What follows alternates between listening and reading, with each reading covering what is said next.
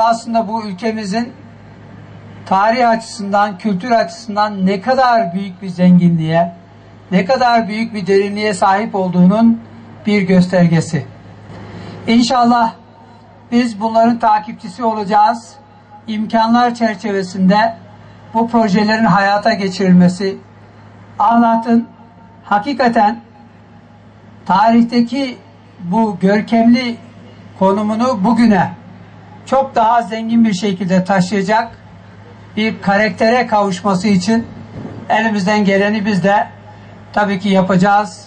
İstikrar devam ettiği müddetçe birliğimiz, kardeşliğimiz, beraberliğimiz güçlendiği ölçüde ben inanıyorum ki Türkiye bu medeniyet yarışında, bu küresel yarışta çok çok daha ön saflarda, çok daha hızlı bir şekilde koşmaya devam edecektir.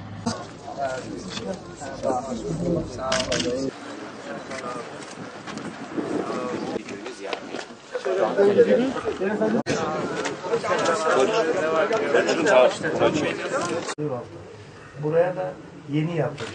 Yani 2-3 senedir köyü kendi imkanlarıyla sağ olsun destekliyoruz. Şurayı kuru bırakmamak. 5-6 ev varsa onları da bırakıp gelirler.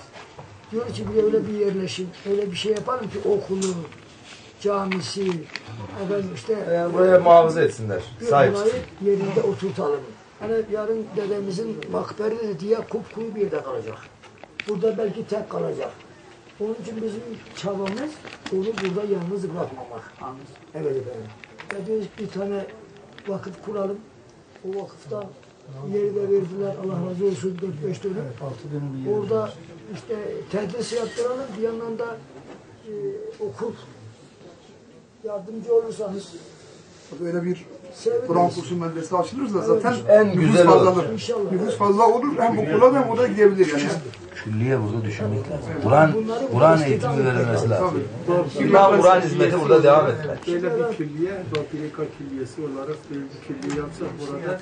Bunu arz edeyim. Şimdi burada bir külliye yapılabilirse Hadi bakalım.